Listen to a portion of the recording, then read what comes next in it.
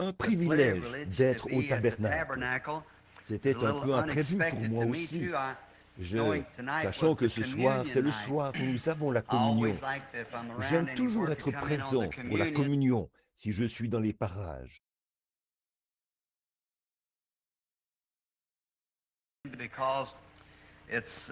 En effet, je pense que tous les chrétiens devraient prendre part à la communion, parce que Jésus a dit, si vous ne la prenez pas, vous n'avez point de part avec moi. Par conséquent, c'est toujours un grand privilège de venir au tabernacle. Et aussi, ce soir, Frère Neville a dit qu'il était un tout petit peu enroué et il a souhaité que je parle à notre assemblée. Je lui ai dit que je serais enchanté de le faire.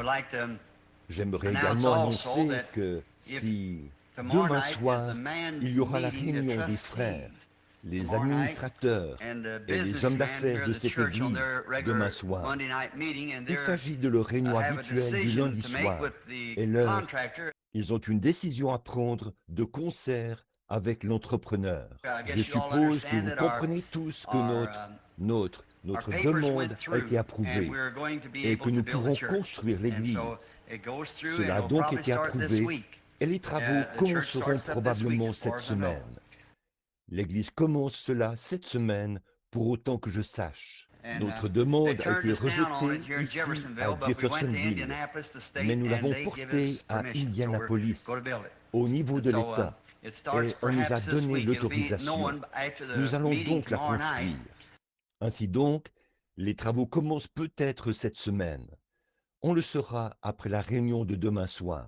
Alors, après la réunion de demain soir, s'ils ne commencent pas cette semaine, si quelque chose arrive et que l'entrepreneur ne peut pas commencer cette semaine, il va alors commencer la semaine suivante. Le week-end prochain, samedi soir, dimanche matin et dimanche soir de la semaine prochaine, samedi et dimanche prochain, si le Seigneur le veut, j'aimerais encore tenir une série de 3 réunions, comme nous l'avons fait il y a quelques semaines.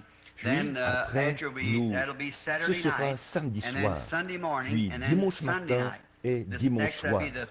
Et là, ce sera le 13 et le 14 de ce mois. Par la suite, certains frères et moi, nous irons dans le Colorado après cela, pour une partie de chasse. Ensuite, nous reviendrons. Et le tabernacle, lorsqu'il sera terminé, si c'est la volonté du Seigneur, j'aimerais peut-être consacrer une semaine entière aux 7 sceaux de l'Apocalypse, avant de repartir dans des réunions. Juste avant, comme nous l'avons fait pour les 7 arts de l'Église. Les 7 sceaux feront maintenant suite à cela. Et probablement dans les 2 ou 3 prochaines semaines, je pense, selon leurs prévisions, vu le nombre d'ouvriers qu'ils affecteront à cela, nous pourrons construire le tabernacle et le terminer en une dizaine ou une quinzaine de jours, quelque chose comme ça. Alors nous aurons des places assises ici pour accueillir environ 2 fois le nombre de gens que nous pourrons accueillir en ce moment, ou peut-être 3 fois plus. C'est pour cela que je dois attendre jusqu'à ce moment-là. En effet, la fois dernière, le samedi et le dimanche, c'était terrible. Vous savez, les gens étaient ici à 2 heures de l'après-midi pour prendre place dans le tabernacle, avant même que l'église n'ouvre ses portes. Le lendemain matin, à 5 heures, une infirmière qui habite à côté de chez moi et qui était passée par ici a dit, à 5 heures du matin, il y avait beaucoup de gens autour du tabernacle. Ainsi donc, quand les gens entrent et qu'il n'y a pas de place, ils se découragent et s'en vont. Et aussi ceux qui sont debout s'entassent et sont serrés les uns contre les autres dans les allées. Ils se sentent à l'étroit et tout. Je vois des femmes qui sont là debout, en sueur, vous savez, comme ça. Et cette transpiration qui dégouline. Un homme se lève pour céder sa place à une femme, puis il reste debout jusqu'à ce qu'il ait mal aux jambes, et quelqu'un d'autre lui cède la place, et ainsi de suite. Vous savez, ça fait pitié. Et il y a des mères qui ont de petits-enfants malades et tout. C'est terrible. Donc, nous essayons de mettre fin à cela maintenant en construisant un plus grand tabernacle. Et nous aurons un endroit agréable où les enfants, parfois, on est interrompu, comme quand les petits-enfants pleurent. Eh bien, nous aurons une salle pour cela, de sorte que quand les mères y vont, elles continuent de voir le déroulement du service et peuvent écouter la retransmission de cette salle. Nous aurons des salles pour l'école du dimanche et tout sera bien disposé comme il se doit. Et si le Seigneur le veut, cela débutera la semaine prochaine. Vous avez voté en faveur de cela, unanimement, à 100%. Nous nous en sommes donc tenus à cela. Voyez-vous, l'Église est souveraine. Ce que dit l'Église, c'est ça qui tient. Ni les administrateurs, ni personne d'autre. Les administrateurs n'ont qu'une seule voix chacun. Le pasteur n'a qu'une seule voix. C'est l'Église. Voilà. C'est la démocratie de l'Église, la souveraineté de l'Église. L'Église tout entière se prononce. Nous n'avons aucun évêque, aucune hiérarchie, aucun surveillant, ni rien, pour nous dicter ceci, cela ou autre chose. C'est le Saint-Esprit dans l'Église qui parle. J'aime ce règlement. Il est très... J'avais posé cette question. Aimeriez-vous attendre jusqu'à ce que nous ayons assez d'argent pour déménager le tabernacle et construire une grande église? Je l'avais adressé au conseil des administrateurs. Et les administrateurs n'ont pas pu régler la question. Ils m'ont alors chargé, en tant que surveillant général, de venir demander à l'Église. Alors j'ai dit, nous avons en ce moment suffisamment d'argent pour agrandir l'Église et l'aménager bien différemment de ce que nous avions. J'ai dit, eh bien, nous pouvons le faire tout de suite, ou économiser notre argent jusqu'à ce que nous en ayons assez pour construire une toute nouvelle église ailleurs. Nous avons fait voter l'église à ce sujet et à l'unanimité, il était décidé de construire l'église tout de suite, d'agrandir l'église tout de suite. Nous nous en sommes tenus strictement à cela. Le conseil municipal de Jeffersonville a rejeté notre demande. Ils nous ont informé que nous ne pouvions pas le faire. Nous sommes allés plus loin. Nous avons présenté notre demande à l'État, à Indianapolis. Par la suite, ils nous ont écrit pour nous dire d'aller de l'avant. Nous avons donc le feu vert pour la construire. La ville n'a donc plus rien à voir là-dedans maintenant. C'est du ressort de l'État. Nous avons donc l'autorisation et en ce moment même, l'entrepreneur a le permis en main. Et je pense qu'ils sont prêts à commencer d'un moment à l'autre. Quant à demain soir, si l'entrepreneur dit qu'il veut commencer la semaine prochaine, alors j'annulerai les réunions du... Et là, notre prochaine rencontre, ce sera pour les 7 sauts. Mais si l'entrepreneur ne peut pas commencer la semaine prochaine, alors dimanche prochain, samedi et dimanche prochain, je tiendrai ces réunions avant de partir. Et j'allais le faire ce dimanche. Mais j'ai vu que ce soir, c'est le soir où nous avons la communion. J'ai donc laissé ça de côté ce dimanche-ci. En effet, avec une telle foule, on ne peut pas prendre la communion aisément. Mais quand on aura une plus grande église, on le pourra. Bon. Nous avons là un futur président. Vous savez ce que je veux dire. Il n'y a pas longtemps qu'il est arrivé dans la famille Hickerson. Notre sœur, qui est la pianiste, si elle veut bien venir au piano, nous donner la note pour amener-le, s'il vous plaît, ou un petit chant de ce genre. Ce beau petit jeune homme, tant attendu de la famille Hickerson, est arrivé. C'est un très beau petit enfant, et il est certainement un joyau pour les Hickerson. Ce sont tous des joyaux pour nous. Nous les aimons. Ils sont vraiment notre frère et notre sœur. Nous sommes reconnaissants pour la naissance de ce petit dans leur famille. Cela a vraiment révolutionné la famille. Et s'ils le veulent bien, que le père et la mère amènent ce petit enfant maintenant pour la consécration. Bon, L'Écriture dit, on lui amena des enfants, des petits-enfants, afin qu'il pose sa main sur eux et les bénit. Bon, il y a des gens de le monde qui croient en ce qu'on appelle le baptême des nouveau-nés. C'est-à-dire, on prend ces petits-enfants et on ne les baptise pas du tout. En fait, on les asperge d'eau. Or, on ne trouve nulle part dans la Bible où un quelconque adulte ait été aspergé, encore moins des enfants. Ainsi donc, le baptême est une confession qui montre que l'œuvre de la grâce a été accomplie à l'intérieur. Or, les nouveau-nés n'ont aucune conscience du péché. C'est pourquoi, quand Jésus est mort à la croix, il est mort pour ôter le péché du monde. Quand un bébé devient un être humain et naît dans ce monde, il est personnellement sans péché. Par conséquent, il n'a pas de repentance à faire. Mais là, c'est le sang de Jésus-Christ qui ôte ce péché. Bien sûr, le bébé est né dans le péché, enfanté dans l'iniquité, venu au monde en disant des mensonges, et il est pécheur par nature. Mais le sang de Jésus-Christ fait expiation de cela. Mais quand le bébé atteint l'âge de raison, et qu'il sait ce qui est bien et ce qui est mal, alors il doit se repentir de ce qu'il a fait. Son péché, là, c'est le péché. Il est né dans le péché. C'est le péché humain, ce péché-là. C'est le péché qu'ont commis Adam et Ève. Or, cela a été effacé par Dieu, par le sang de Jésus-Christ. Le bébé n'a aucun péché pour lequel il doit se repentir. Mais dès lors qu'il a péché, il faut qu'il se repente. Voyez? Et une fois qu'il se repent, c'est le moment de le baptiser.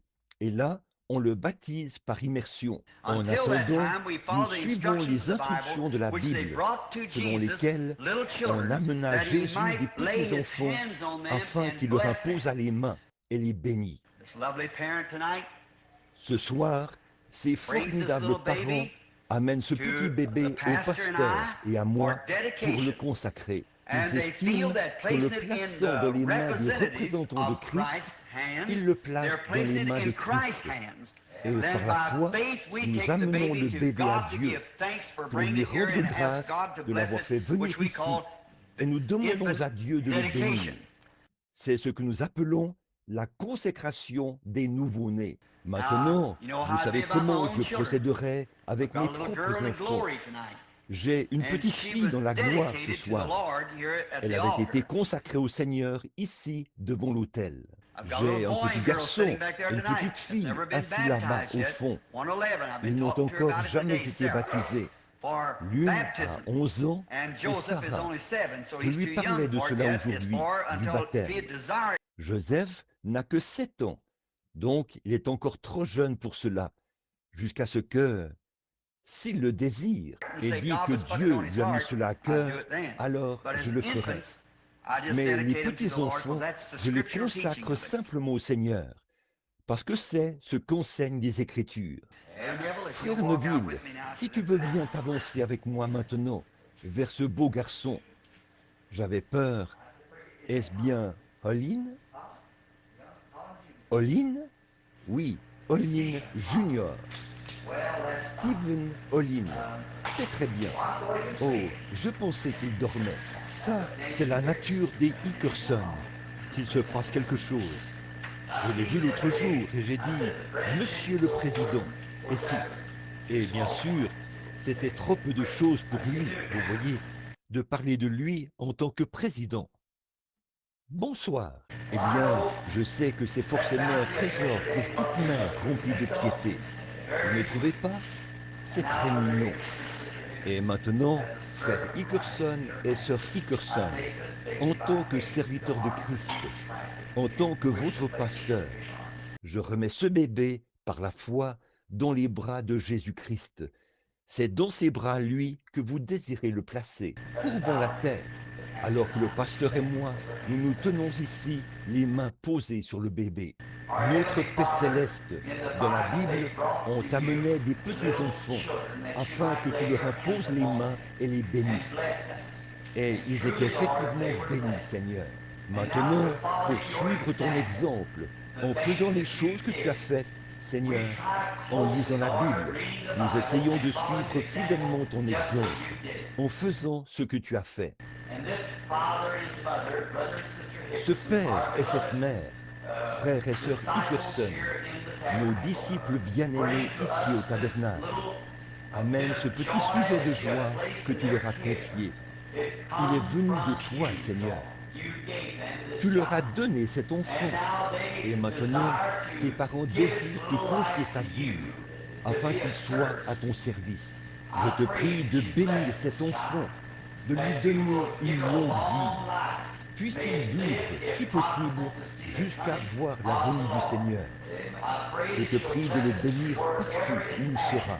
Puisse-t-il être élevé dans un foyer chrétien, puisqu'il y est né. Puisse-t-il demeurer dans ce foyer. Puisse son père et sa mère vivre pour voir leur bébé en chair, si possible, en train de prêcher l'Évangile. Ils préféreraient le voir ainsi, Père, plutôt que de le voir sur le trône de leur Maison Blanche ou n'importe où ailleurs, parce qu'ils sont tes serviteurs et ils désirent que la vie de leur bébé soit consacrée et qu'elle soit une bénédiction pour l'œuvre de Dieu. Maintenant, je te prie, Père, de bénir cet enfant, que la grâce de Dieu repose sur lui et qu'il soit en bonne santé et heureux toute sa vie. Puisse son père et sa mère vivre assez longtemps pour le voir devenir grand. Nous te le demandons une fois de plus. Bénis cet enfant que nous bénissons en ton nom. Maintenant, petit Stephen Olin Hickerson, je te confie à Jésus-Christ, afin que les bénédictions que nous avons demandées reposent sur toi. Sois en bonne santé et fort, mon jeune frère. Puisses-tu vivre pour la gloire de Dieu. C'est au nom de Jésus-Christ que nous le demandons. Amen.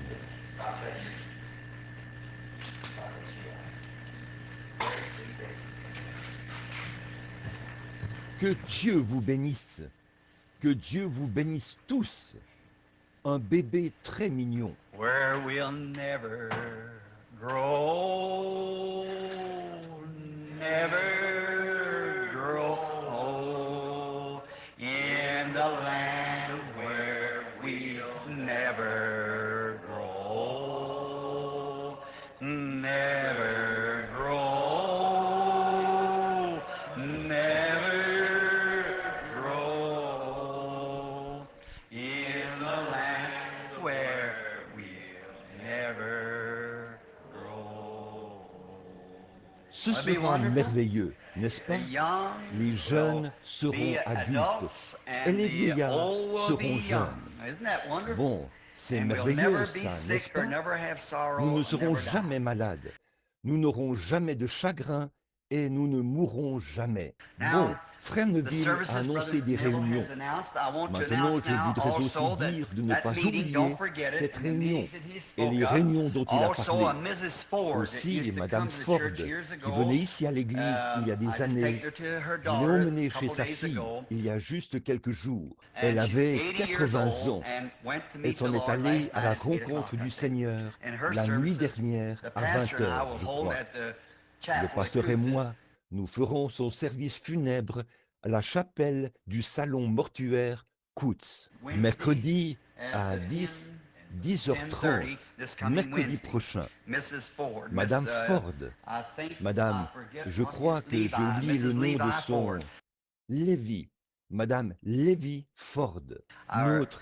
C'est la mère de Lord Ford, dont je parle dans mon livre, celui qui devait me léguer son costume d'éclaireur, dont je n'ai reçu qu'une jambe, c'est tout ce qui restait. Il s'agit donc de la mère de cet homme. Je l'ai emmenée là-bas l'autre jour et j'ai prié avec elle, cette pauvre femme âgée. Elle est maintenant allée à la rencontre du Seigneur Jésus. Bon, si le Seigneur le veut, j'ai quelque chose ici que je compte annoncer au sujet de la série de réunions, au cas où elles auraient lieu la semaine prochaine. J'ai mis cela ici, ou du moins, je pensais l'avoir fait. Il s'agit de ce dont je parlerai au cours du prochain de la série de réunions de la semaine prochaine. Si je pensais l'avoir mis dans ce livre. Je ne sais pas si je l'ai fait ou pas. Oui, voici, c'est ici. Si le Seigneur le veut, samedi soir, j'aimerais prêcher sur le sujet « Pourquoi un homme influence-t-il la vie d'un autre ?» Dimanche matin, j'aimerais prêcher sur « Coiffer la pyramide ». Dimanche soir, j'aimerais prêcher sur « Mon guide ». Sur ce sujet, mon guide, dimanche soir prochain. Eh bien, puisse le Seigneur bénir cela et m'aider, car j'ai été en déplacement et j'ai un petit contexte pour les présenter. Bon, ce soir, nous aimerions nous dépêcher et examiner quelques points. En passant, j'ai ici une lettre qui vient d'arriver par la poste. C'est Billy qui l'a ramassée il y a un moment, de la part de l'association pastorale. Il est question de certains frères qui sont dans le Michigan et de beaucoup d'autres choses. C'est ce qui crée tant de confusion, vous voyez. En fait, il y est dit qu'il y a certains frères là-bas qui déclarent que je les ai envoyés là-bas. Et ils prêchent que les hommes devraient quitter leurs femmes et chercher leur compagne spirituelle. Et que je suis parfaitement infaillible, qu'il n'y a rien.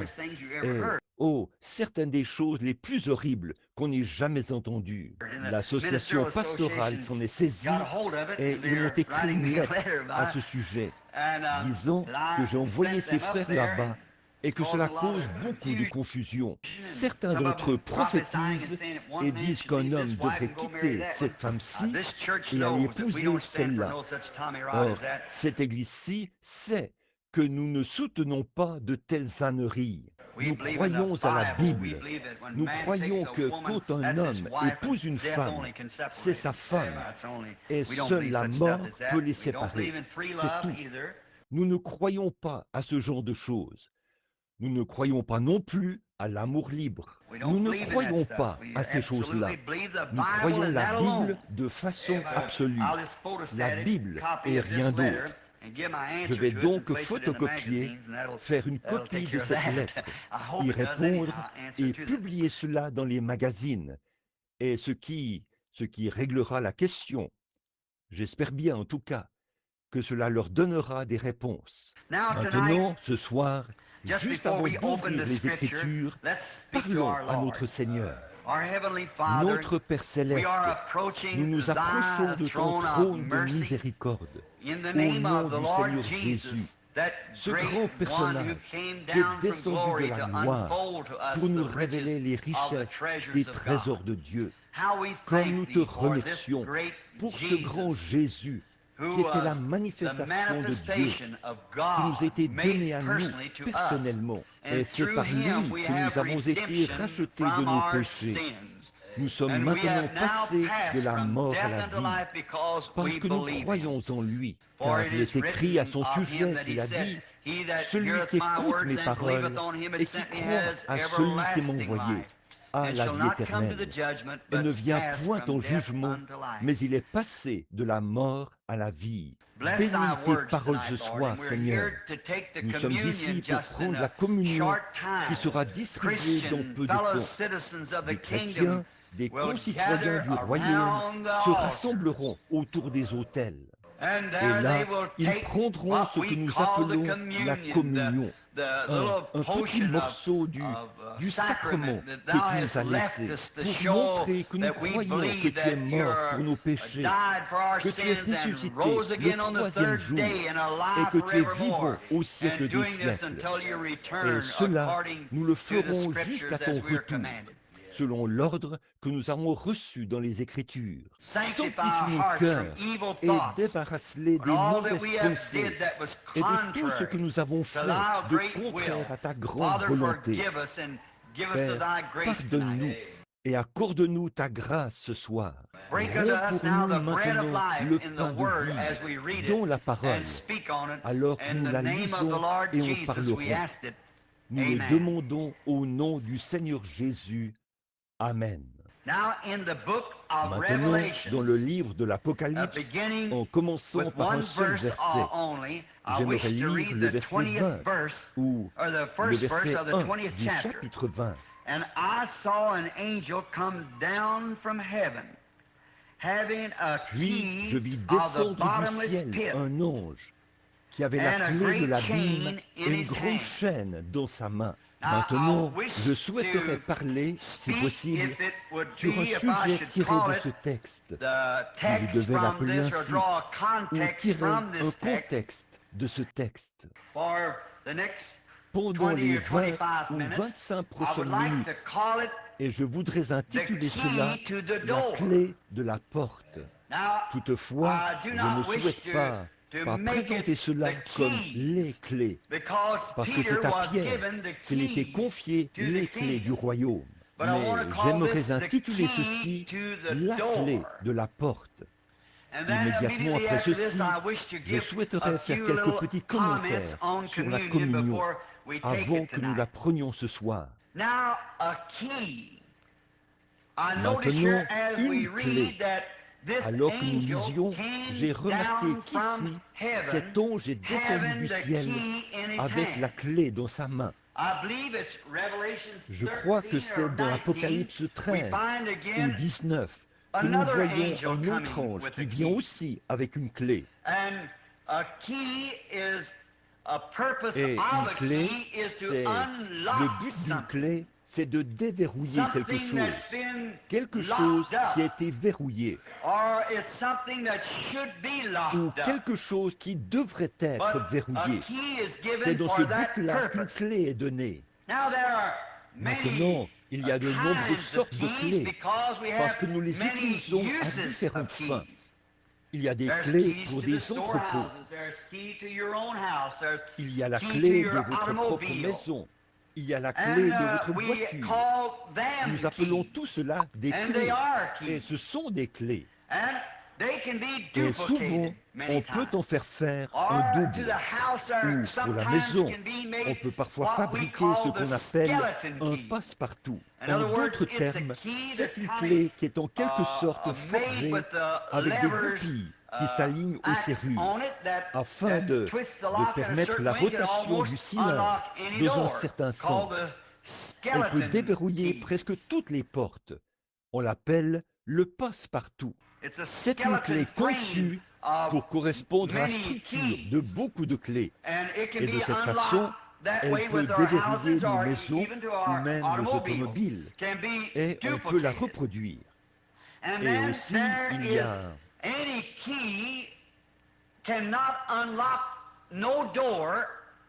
aucune clé ne peut déverrouiller une porte tant qu'elle n'est pas maniée par une main. Il faut quelqu'un pour manier une clé.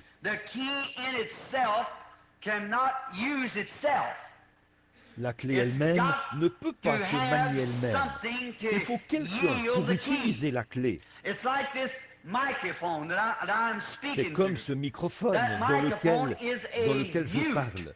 Il est muet, ce microphone. Quelqu'un doit parler dedans, car il ne peut pas parler de lui-même. Il faut que quelqu'un parle dedans. Donc, ce n'est pas le microphone, c'est la voix ou le bruit que le microphone transmet par les ondes jusqu'à vos oreilles. Eh bien, c'est pareil pour la prédication de l'Évangile. Ce n'est pas nous-mêmes, en tant que ministres, nous ne sommes pas l'Évangile.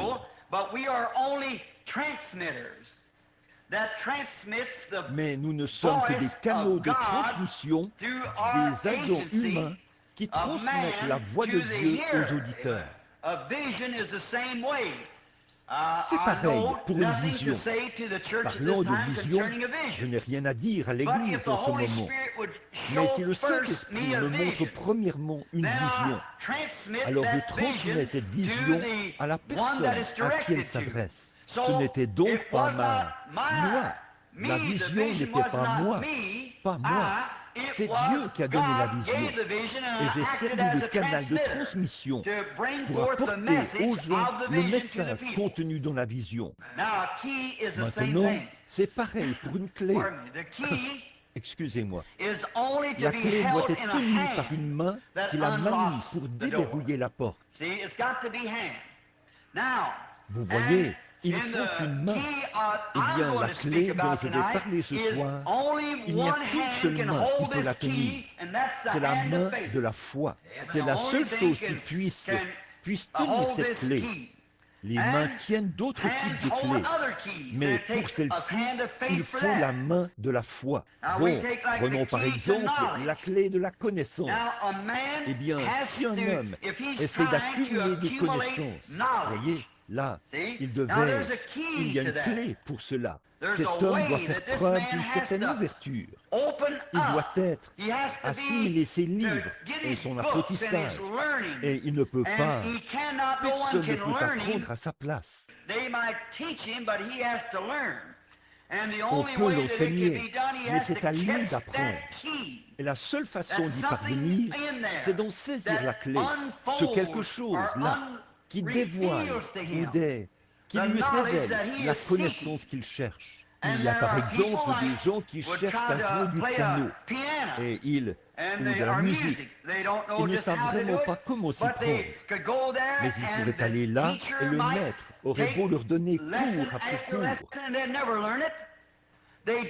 Ils n'arriveraient jamais à apprendre cela. Ils n'arrivent simplement pas à saisir la clé de ce mystère. La manière dont le rythme et les sons de l'accord et tout s'harmonise. Il faut la clé. Les mathématiques, là aussi, il y a une clé pour les mathématiques. Et il faut savoir maîtriser cela.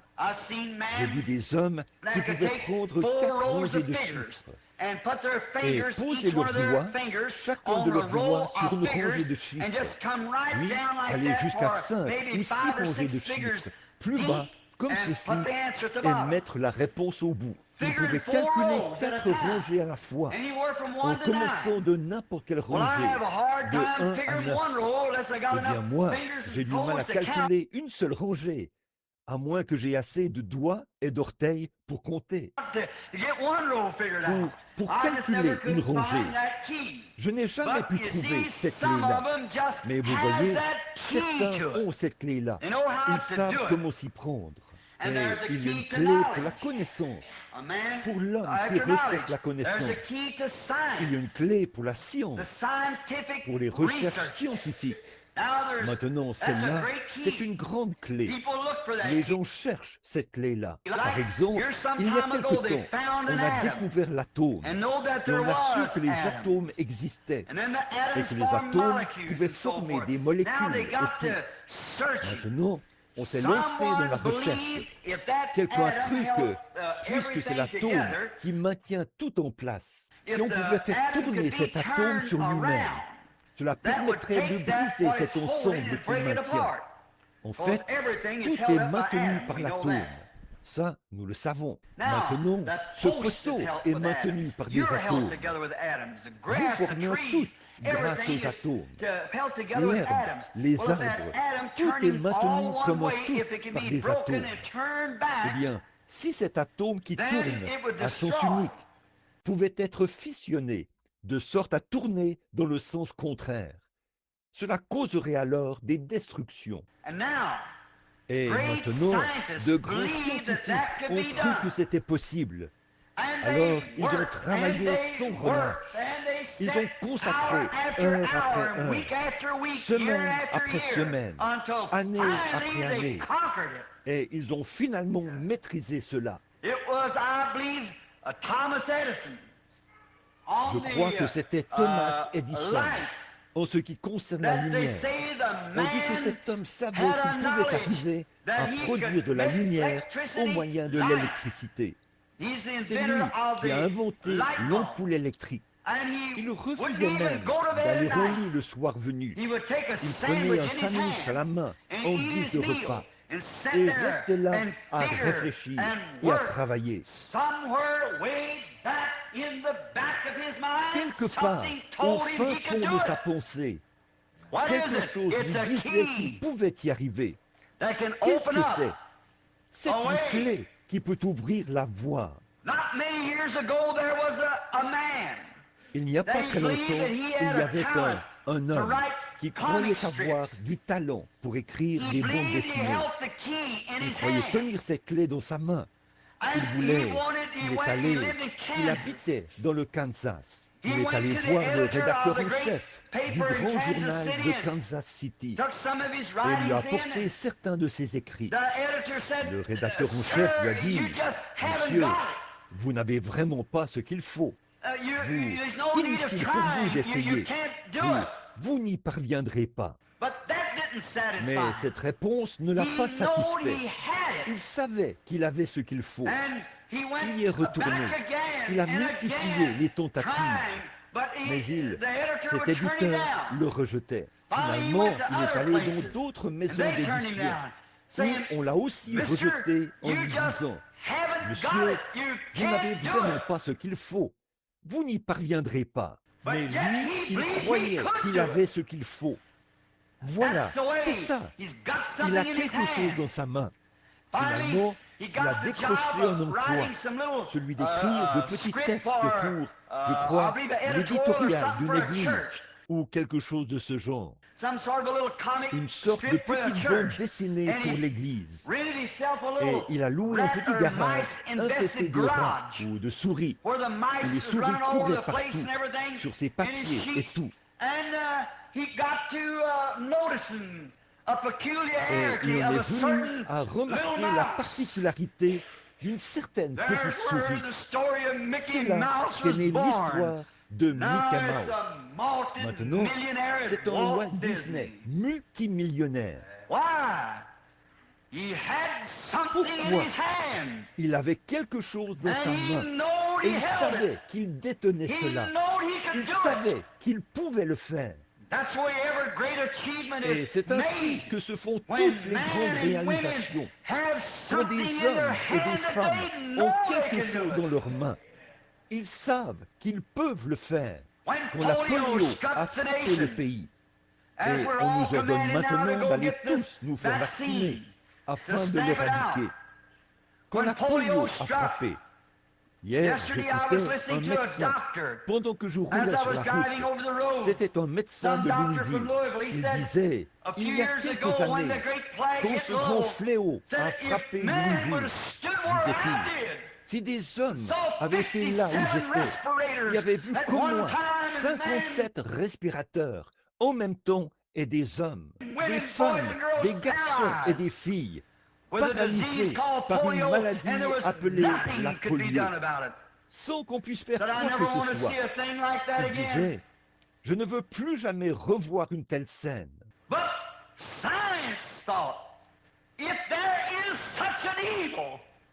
Mais la science s'est dit, s'il existe un mal comme la polio, il y a sûrement quelque chose pour neutraliser cela. Ils se sont battus, les pompiers sont descendus dans les rues, les bottes aux pieds.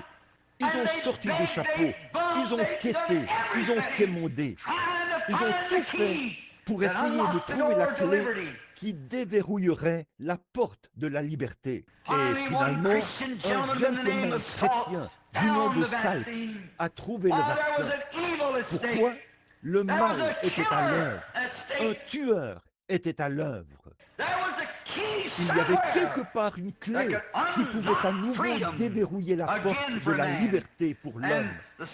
Et le vaccin Salk a été ce traitement extraordinaire. Oh, ce que la clé peut accomplir. Le vaccin a été produit. Et maintenant, on assiste à l'éradication de la polio grâce à ce vaccin, à cause des efforts inlassables, acharnés. Cette clé-là se trouvait quelque part. Il y avait quelque chose dont on pouvait se servir pour vacciner. Et ils étaient déterminés à trouver cela. Et s'il existe un mal comme la polio, la diphtérie, la variole, la fièvre jaune, le tétanos, le trismus, et ainsi de suite. Ces maux que la science a pu combattre jour et nuit jusqu'à ce qu'ils trouvent un vaccin contre chacun d'eux, parce que c'est un mal, c'est quelque chose qui tue. À combien plus forte raison y a-t-il une clé pour le salut d'un homme qui est dans la prison du péché? Il existe une clé pour cette porte-là, afin de libérer les hommes de cela. D'habitude, une clé, eh bien, elle sert à verrouiller la serrure. Et quand vous trouvez une clé, c'est qu'il y a un trésor, quelque chose qui en vaut la peine. Sinon, on ne le verrouillerait même pas.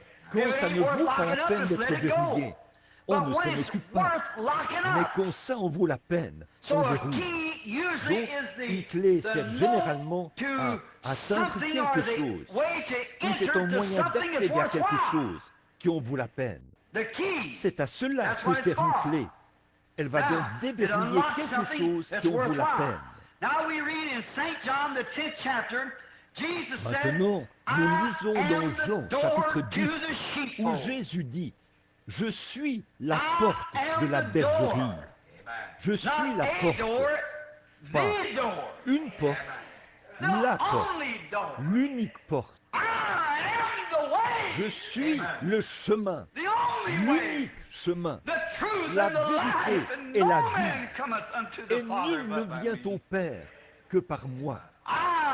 Je suis la porte de la bergerie.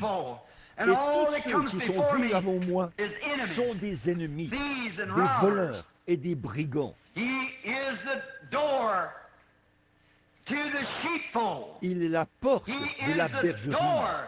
Il est la porte du salut. Il n'y a sous le ciel aucun autre nom qui ait été donné par lequel vous deviez être sauvés.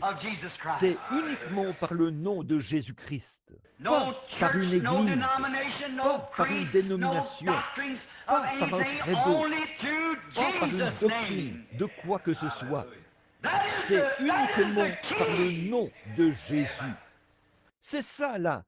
C'est ça la clé. Pas étonnant que Pierre ait utilisé l'une d'elles le jour de la Pentecôte.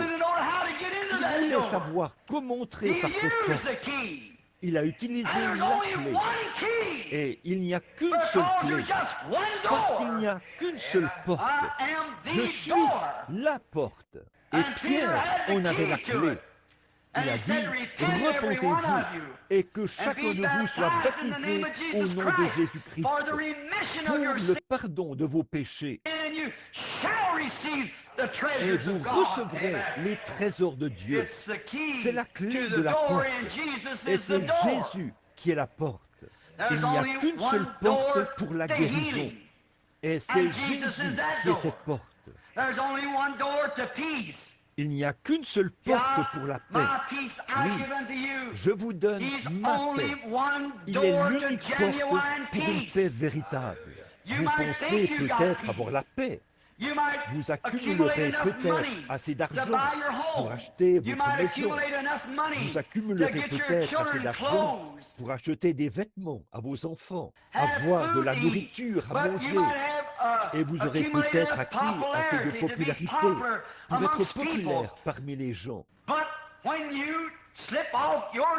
Mais quand vous enlevez vos chaussures le soir venu et que vous vous préparez à vous coucher, il n'y a qu'une seule chose qui peut vous donner la paix. C'est-à-dire, si vous savez que vous mourrez cette nuit-là, il n'y a qu'une seule paix. Et c'est Jésus qui est cette paix.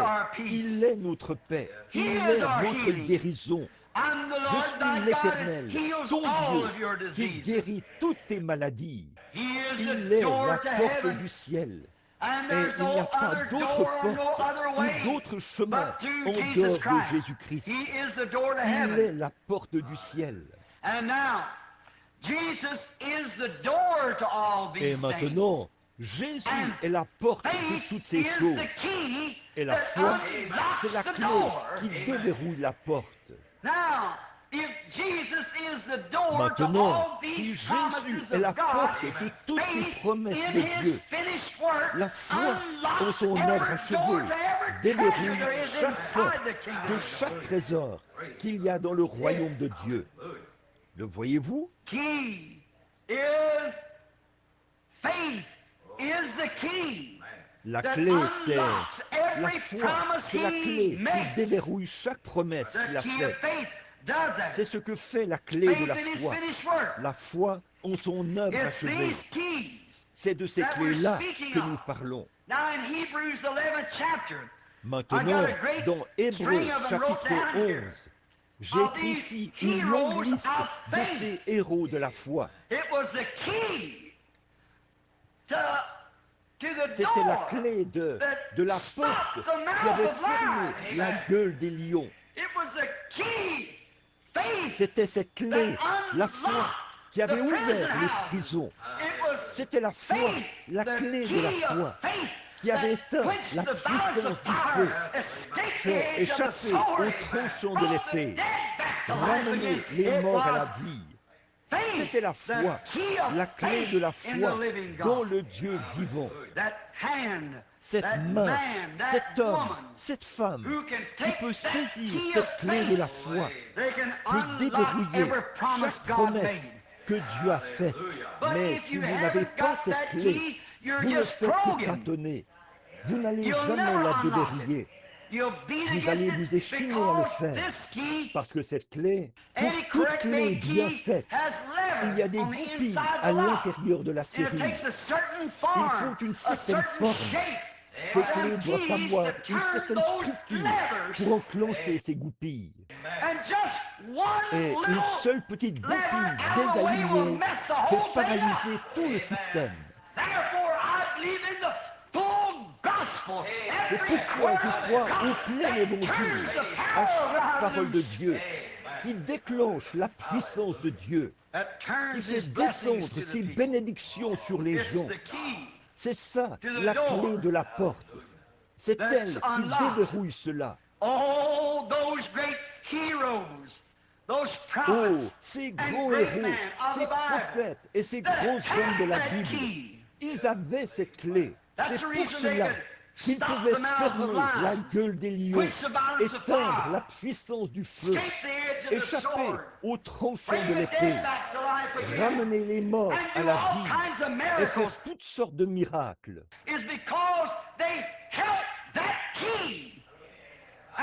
Parce qu'ils détenaient cette clé et qu'ils savaient que ça fonctionnait, parce que c'était une clé fondée sur les Écritures. Maintenant, si c'est avec la clé d'un credo que je tâtonne, je ne sais pas ce que ça fera. Si on me dit que mon Église enseigne ceci, je n'en sais rien. Mais si c'est la Bible qui enseigne cela et que je tiens la clé de la foi dans ma main ou dans mon cœur, qui déclare que ça, c'est la parole de Dieu, cela éteindra la puissance du feu. Cela déverrouillera la guérison pour les malades. Cela déverrouillera le salut pour les perdus.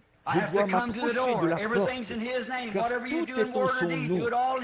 Quoi que vous fassiez, en parole ou en œuvre, faites tout en son nom, sachant que la clé que vous avez, c'est la foi, parce que c'est une clé scripturaire. Or, si c'est une clé de credo, une clé de dénomination, je ne sais pas ce que ça fera. Mais si c'est une clé scripturaire, elle déverrouillera, parce que Dieu l'a dit. Maintenant, pas étonnant qu'ils aient pu arrêter la puissance du feu et tout.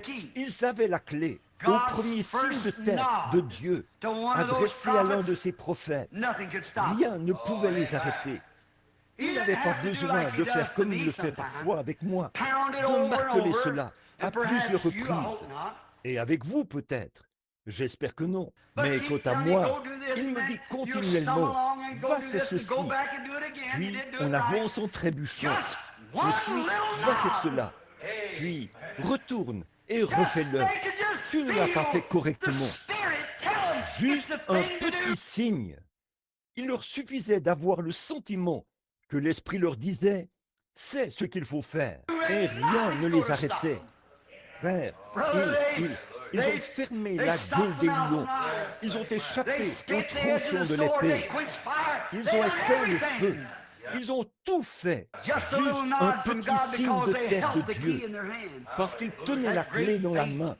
Cette grande They've foi, done things for ils ont God fait des choses pour because Dieu, nothing would parce stop que them. rien ne les Oh, arrêtait. how glorious. Oh, comme c'est glorieux! Like the young man one Comme time la came foi up to où un jeune homme est allé an voir old un vieux brother frère that was qui était un a godly saint old homme, man, an old un prophet vieux of God. prophète de Dieu. And Il he avait heard that entendu man cet homme témoigner constantly constamment, testify. parler constamment de la bonté de Dieu, de ce que Dieu était, de ce que Christ était, et il en parlait sans cesse. Finalement, ce jeune homme allait être ordonné dans le ministère. Alors, il est allé voir ce vieux sage et il lui a dit, « Monsieur, j'aimerais vous poser une question. » Il a dit, « Vas-y, jeune homme. » Il a dit, « Est-ce que Christ représente vraiment autant pour vous que vous le dites ?» Il a dit, « Il représente beaucoup plus pour moi que tout ce que mon souffle me permettrait d'exprimer. » Voilà. Qu'était-ce?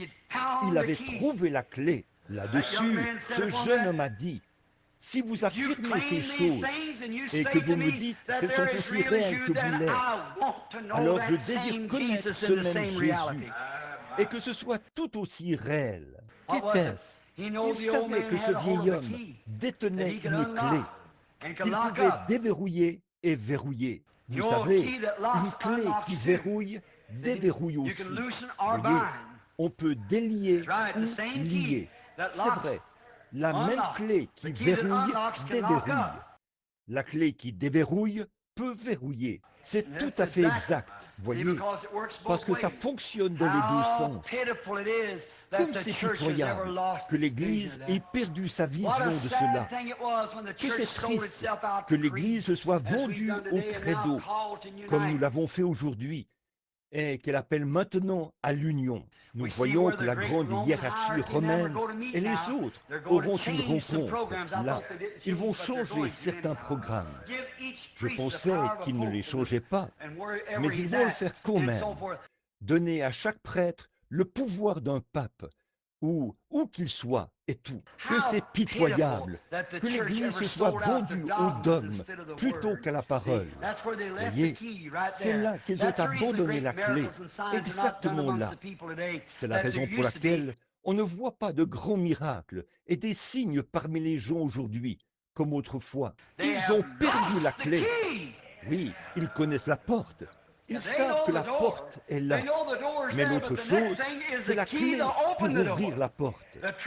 Les trésors sont derrière la porte. Ils sont enfermés, cachés à l'incroyant. Mais le croyant qui a la foi et qui peut prendre la clé de la foi, il peut déverrouiller ces portes.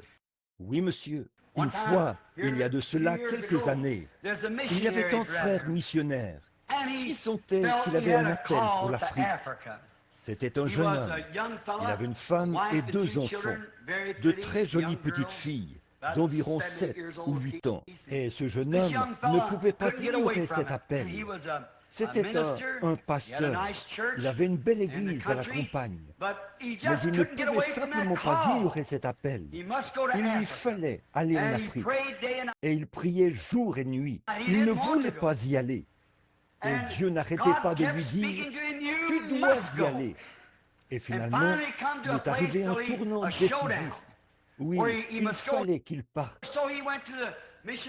Il est donc allé voir le comité missionnaire de son église et il a dit, « Dieu me demande d'aller sur les champs de mission, loin, dans les jungles de la Rhodésie. » Et cette jungle est infestée de malaria, de fièvre, de fléaux et de lèpre.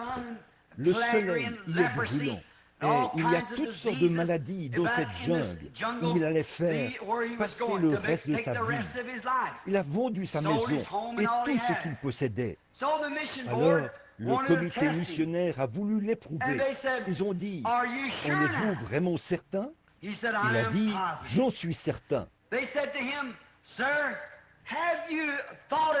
lui ont dit, « Monsieur, avez-vous réfléchi au fait que vous avez 2 jolies petites filles et que vous avez une charmante jeune épouse et que vous êtes juste pourquoi n'allez-vous pas voir comment ça se passe là-bas et ensuite revenir? Il a dit, non, c'est le Seigneur qui me l'a dit. Oh, c'est tellement réel. Il a dit, le Seigneur m'a appelé. Je ne veux pas quitter ma maison. Je ne veux pas quitter mon église et les miens. Mais le Seigneur m'a appelé à aller là-bas, dans cette jungle. Il lui a dit, monsieur, savez-vous que vos fillettes pourraient attraper la fièvre jaune, la fièvre bilieuse et mourir du jour au lendemain? Il lui a parlé de différentes personnes qui avaient perdu leurs enfants, de petits-enfants, qu'ils avaient amenés là-bas, morts à cause de maladies contre lesquelles il n'existait aucun vaccin. Et il a dit, pensez à la lèpre. Si votre jolie femme et vos 2 fillettes étaient atteintes de lèpre, et à ce soleil brûlant, et aux choses que vous aurez endurées, il a dit, n'avez-vous pas peur du danger que vous courez en amenant vos enfants et votre femme dans un tel endroit? Et ce missionnaire s'est tenu là. Ce jeune homme, les larmes se sont mises à lui couler sur les joues. Il s'est retourné et a dit, mes frères, ma vision de l'appel de Dieu, a-t-il dit, c'est que si Dieu m'a appelé pour aller en Afrique, mes enfants et ma famille sont plus en sécurité en Afrique que partout ailleurs dans le monde. Amen. Qu'était-ce? Il avait la clé de son appel. Il avait foi en ce qu'il disait. Oh, me suis-je dit, quelle gracieuse réplique. Quand j'ai entendu ça pour la première fois, mon cœur a tressailli. Vous voyez, si Dieu m'a appelé pour aller en Afrique, mes enfants, au milieu de la lèpre, des fléaux et tout, ils sont plus en sécurité là-bas que partout ailleurs, sur la face de la terre. Il avait la clé. C'est ce qu'il faut. Quand vous avez la clé, vous n'avez aucune crainte, vous n'avez aucun doute, vous n'avez aucune question. Vous n'avez pas besoin de l'avis de quelqu'un d'autre. Vous le savez avec certitude. Vous l'avez dans la main. Vous savez quoi faire. Amen. Vous êtes sûr du résultat. Vous êtes sûr que la porte va se déverrouiller. Vous avez vérifié le goupille et vous savez que c'est absolument ce qu'il faut. La porte va s'ouvrir comme un éclair quand vous y insérerez la clé. Oh, si seulement l'Église possédait les clés, si seulement l'Église possédait cette clé de la foi, nous pourrions déverrouiller chaque porte, chaque maladie, chaque fléau, chaque situation qui existe. Tout cela pourrait être déverrouillé pour nous si seulement nous pouvions posséder cette clé. Cet homme possédait la clé de son appel.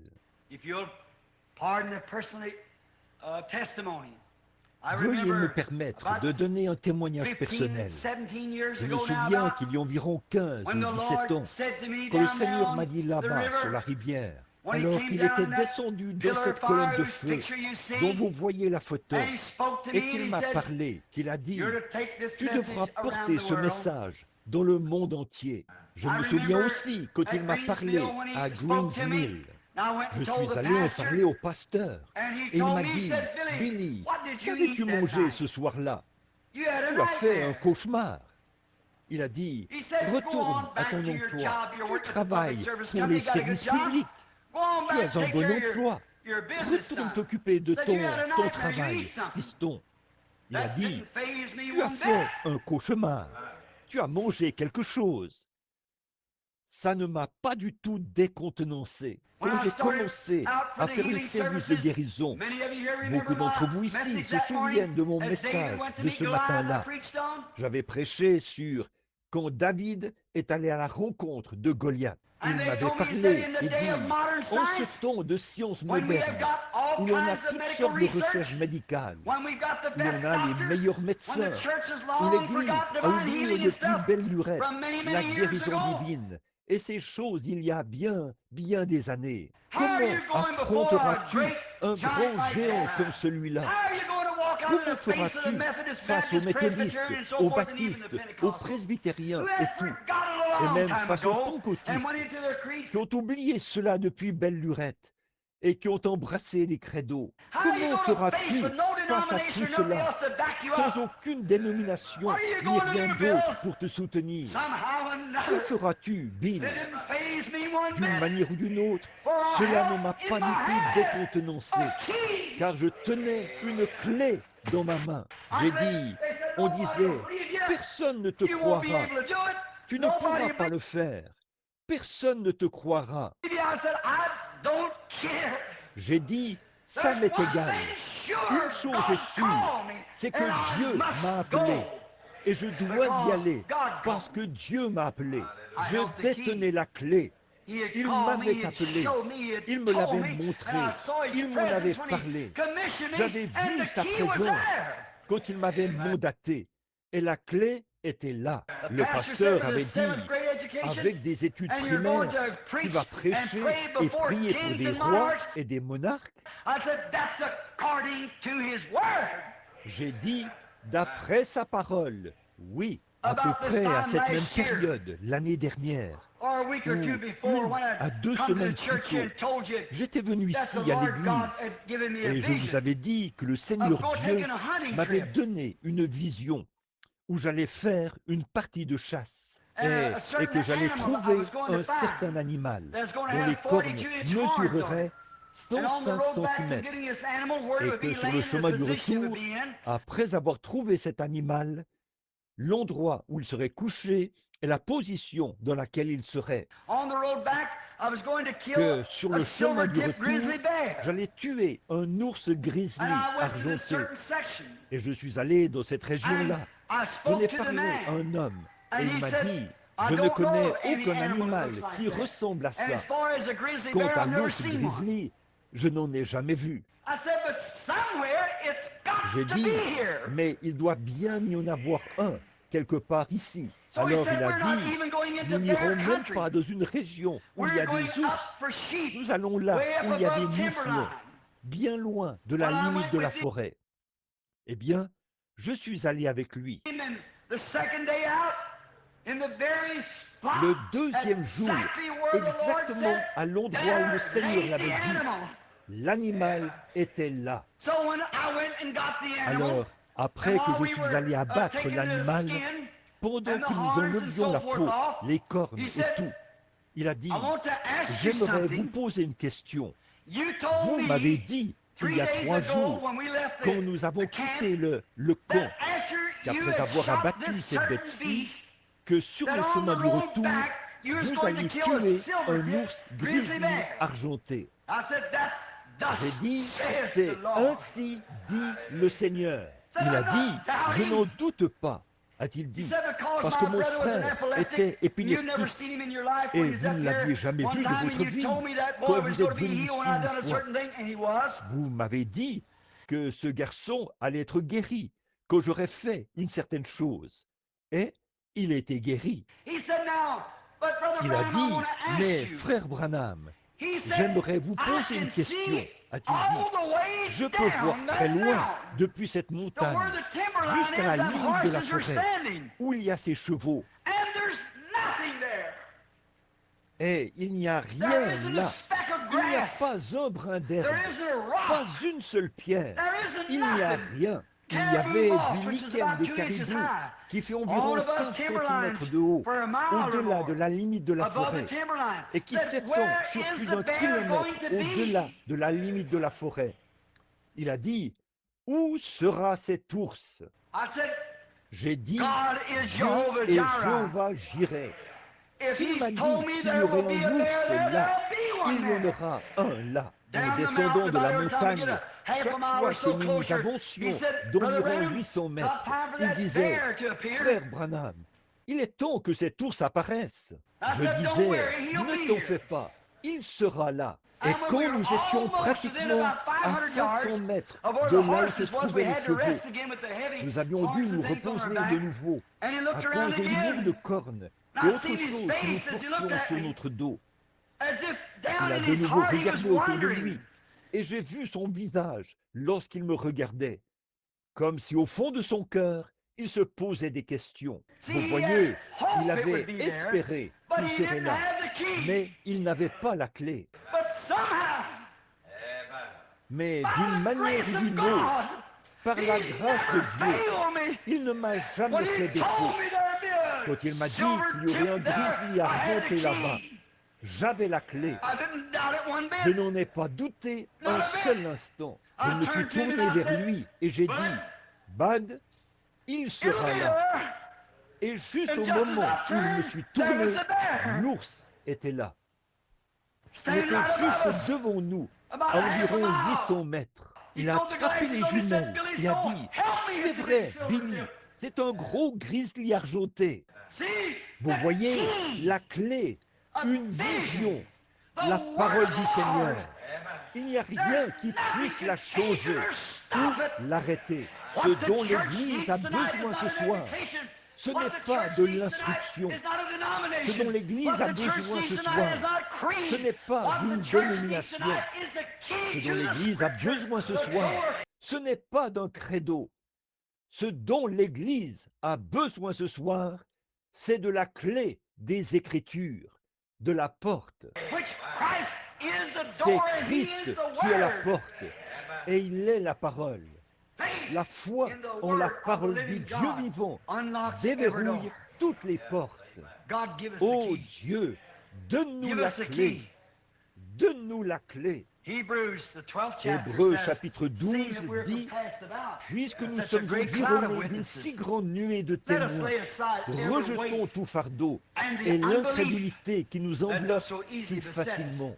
Il y est dit le péché, et le péché, c'est l'incrédulité. Voyez, il n'y a qu'un seul péché, c'est l'incrédulité. Et péché signifie manquer la cible.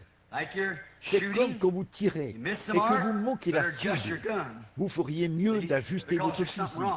Voyez, parce qu'il y a quelque chose qui cloche. Vous avez manqué la cible.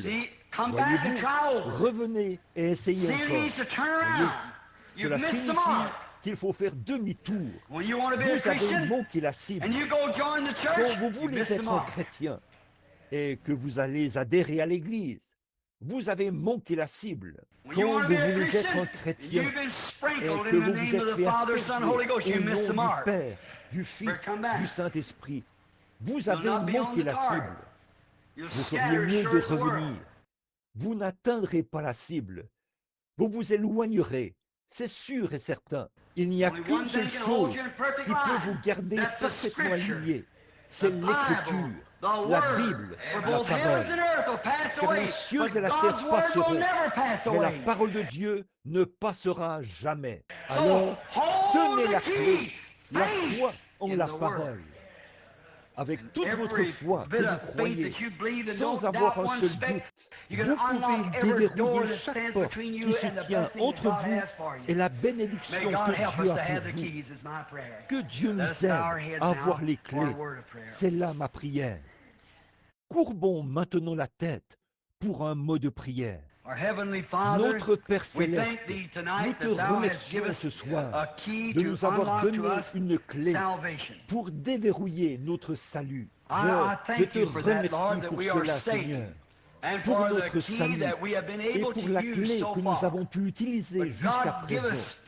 Mais, ô Dieu, donne-nous la foi, car toutes les paroles écrites dans ton livre sont de petites goupilles. Et cette clé appelée Jésus, je veux dire, cette porte appelée Jésus, et la clé appelée la foi, touche chaque parole, elle la déverrouille, elle déplace cette petite goupille, et nous pouvons entrer dans cette bénédiction. Père Céleste, donne-nous les clés, afin que nous puissions avoir foi dans les promesses de Dieu, afin que notre foi ne défaille pas, de sorte que nous puissions être à ton service et au service de ceux que nous côtoyons. Pardonne-nous tout péché d'incrédulité, Seigneur, et aide-nous à être à toi. Nous nous approchons maintenant de la table de communion, et je te prie, Père céleste, that you will forgive us of all of our trespasses, de that we pardonner might toutes be able nos to enter offenses, into the joy afin of que nous fellowship puissions entrer dans la around joie the table de of God. communier We ask autour it de la in table de Jesus' name. Dieu. Amen. Nous le demandons au nom de Jésus. Amen. My brother, sister, Mon frère, ma if you've sœur, got the key, si vous avez la clé to du the kingdom, royaume, la the clé de key la to the porte, door, la the key of clé du salvation, salut, God que help Dieu vous aide à ouvrir to les open the portes doors and et à let Jesus laisser come in. entrer Let Jésus. him give to you the things that Laissez-le you vous so donner les desire. choses que vous désirez tant. Now, Maintenant, juste un just a instant, moment, avant de before we commencer à start to lire read au sujet de on la communion, communion, I want to say j'aimerais a thing dire une because chose, it's on communion. parce que c'est au And sujet when de we la come to this communion, altar, et que nous there's only venons à one cet way to autel, come. il n'y a That qu'une is, seule if we façon hold de the key venir, of faith in our c'est de hand, tenir la clé de la foi dans la main, that qui nous lets us know permet that de our savoir sins que are nos forgiven. péchés sont pardonnés. And if we Et don't si nous have that n'avons key pas to la unlock clé that door pour that our sins déverrouiller are cette forgiven, porte, we have no business qui at nous the fait table savoir of the que nos Lord. péchés sont pardonnés, nous ne devons pas venir à la table du Seigneur. En Because effet, he that eateth and celui qui drinketh mange et boit unworthily indignement, eateth and drinketh sans damnation discerner to le corps du himself, not Seigneur, discerning the Lord's body. mange et boit Now un that is true. jugement contre lui-même. Et ça, c'est vrai. I Je guess all suppose of us que nous know savons tous that qu'aujourd'hui, today c'est la is the journée nationale National de la communion. Communion Day. C'est le jour This is où the toutes day les that églises all prennent la churches take communion. communion. It's the C'est la National journée Communion nationale de la Day over the communion nation. dans tout le pays. And Je I me suis thought dit that it qu'il would serait be approprié appropriate de dire un mot ou to deux speak a sur la word or two communion on avant communion que nous la before prenions. we took it. Pendant que While le the pastor, pasteur, if he s'il will, le he veut gets bien, the scriptures prépare ready les for Écritures the qui seront reading of lues the au sujet the order of the de Lord's l'ordre table. à la table du Seigneur. Now, Maintenant, this cette communion, communion, now I bon, won't je take ne but just prendrai about 10 qu'une minutes. dizaine de minutes. La This communion communion que that nous we're nous fixing to apprêtons à take prendre a has fait been the l'objet de greatest plus de dispute of contestations any que doctrine toute in autre the Bible. doctrine de la Bible. C'était That was one of l'objet their de first l'un de leurs disputes in premiers the early désaccords church. dans l'Église primitive.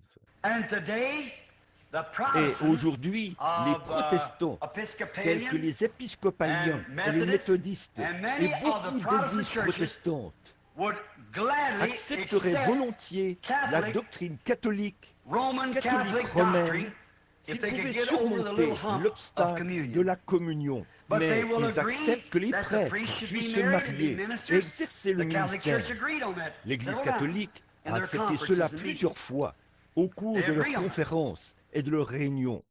Ils sont d'accord sur ce point And et they ils se agree sont mis upon d'accord different, sur différentes prayers prières and et tout. so forth. L'Église The Protestant Church protestante will a agree accepté upon it. And cela. the catechisms Quant au and so forth, catéchisme the et little tout, altar here and aux there, petits autels and the ici et Catholic là, Church is willing to do it. l'Église catholique est prête à accepter cela. But Mais when it quand ils en comes sont to the arrivés à la communion, communion, c'est there là they que fell. tout a échoué. Anybody that's ever read history Tous ceux knows qui ont that. lu l'histoire le savent. Mais Of bien course, sûr, à to mon my way of avis, thinking, they'd have a ils devraient lot to get away renoncer from à before beaucoup de I can choses accept it, you see, avant que because moi, it isn't Bible. je puisse l'accepter. Vous voyez, parce que ce n'est pas biblique. But I Mais want you to say j'aimerais one que vous thing to the disiez Catholic une Church. chose à Do you l'Église know the catholique. Catholic Church Savez-vous in qu'au the départ, beginning was the l'Église catholique Apostolic était Pentecostal Church? l'Église pentecôtiste Certainly apostolique? was. Certainement. It was the C'était first au beginning tout of the début church. de l'Église. And you see where Et they, vous what they voyez got to? où They ils en kept sont. taking Ils away ont the word and continuellement injecting retranché a la dogma. parole et injecté des dogmes. Et And si if the l'Église Pentecostal pentecôtiste church continuait should exist another d'exister 100 dans une years, centaine d'années, it would be elle serait farther plus off of the éloignée de la Bible than the Bible Catholic que Church ne is l'est today, l'Église from the catholique way it's going aujourd'hui. now. À l'allure où vont les choses maintenant. It's Il a up to fallu the Catholic à Church l'Église several hundred years to catholique get away from plusieurs it. centaines 300 d'années years. pour s'en From the éloigner. early church to the 300 ans organizing of the de Roman l'Église Catholic Church, primitive which they jusqu'à started out, devenir and it was called bringing in l'organisation big de dignitaries l'Église and things, and catholique they romaine. cut out this and put in Et this. ils se sont mis à faire entrer de grands dignitaires et tout, à retrancher ceci et à ajouter cela, à ôter Taking out ceci this and put et à up that, ajouter and taking cela, down à pagan ôter idols and des put up idoles Christian païennes statues pour les and so forth, remplacer and par des just statues de compromising chrétiens on that et till ainsi they de come to suite, what they got now, the à Roman Catholic continuellement Church. faire des compromis sur cela, jusqu'à ce qu'ils en arrivent à ce qu'ils ont maintenant, l'Église catholique romaine. Et And the l'Église Protestant protestante Pentecostal pentecôtiste, Church, qui existe from depuis the 50 50 ans, years that it's been in en voyant existence and comment where elle a it's fell chuté from de where sa it started, position initiale. it'll Dans be a une worse shape than centaine the Catholic d'années, Church in 100 elle years. sera dans un pire état que l'Église catholique. C'est vrai. C'est une déclaration forte.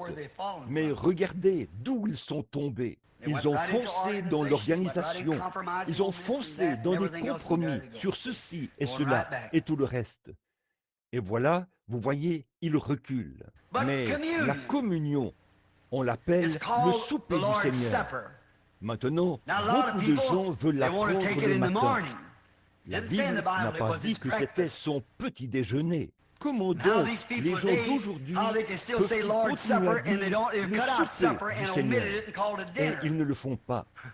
Ils ont retranché et ont mis le mot souper pour appeler cela le dîner. C'est absurde. Le souper. Bon, cela a toujours fait l'objet de controverses au temps biblique. C'était controversé en ce temps-là. Les gens comprenaient mal le souper du Seigneur. Quand ils venaient à la table, comme Paul l'a dit à ses Corinthiens, ils venaient et s'élivraient à la table du Seigneur. Vous voyez, c'était mal compris, même en ce temps-là. Il a dit, si vous voulez manger, mangez chez vous. Une autre chose, c'est que c'était mal compris dans son essence. Des pécheurs et des gens qui vivaient dans le péché venaient prendre la communion. C'était mal compris. Un homme vivait avec sa mère, sa belle-mère, et l'Église lui en avait parlé. Il continuait néanmoins à prendre la communion à la table. Il y avait des divisions parmi eux, et il continuait néanmoins à prendre la communion. Il a dit, j'apprends que vous vous conduisez comme le reste des gens des nations.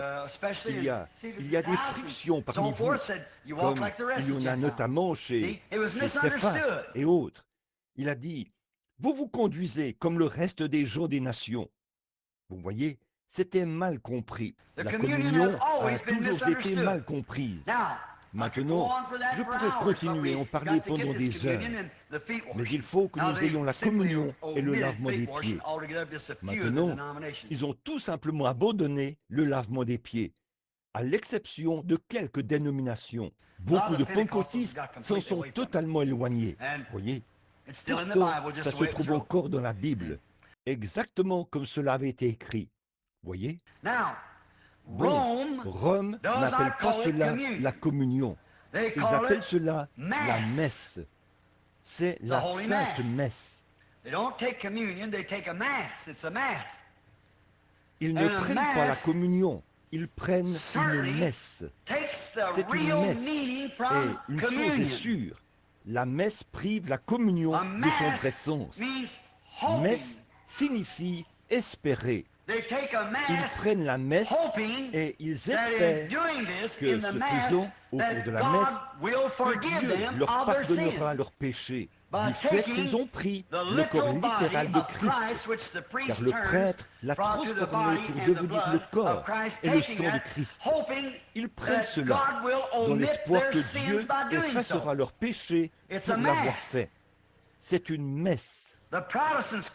Les protestants appellent cela la communion. La communion signifie action de grâce. Le protestant, le catholique prend la messe dans l'espoir que par cette messe, Dieu lui pardonnera ses mauvaises actions. Le protestant prend cela avec des actions de grâce pour ce qui a déjà été fait par la communion avec Dieu. En communion avec lui, tout cela a déjà été fait. Le catholique espère que ce sera fait. Le protestant dit que c'est déjà fait. Le catholique se demande si ses péchés sont pardonnés. Le protestant confesse qu'ils sont pardonnés et qu'il est libre. Prendre la communion signifie communier avec Dieu. Et ces éléments, nous les prenons non pas en espérant que nos péchés sont pardonnés, mais ils sont pardonnés. En effet, pour l'un, c'est l'espérance. Pour l'autre, c'est la foi. L'un espère qu'il est en ordre, l'autre sait qu'il est en ordre. Voyez, l'un espère parce qu'il ne sait pas où il en est.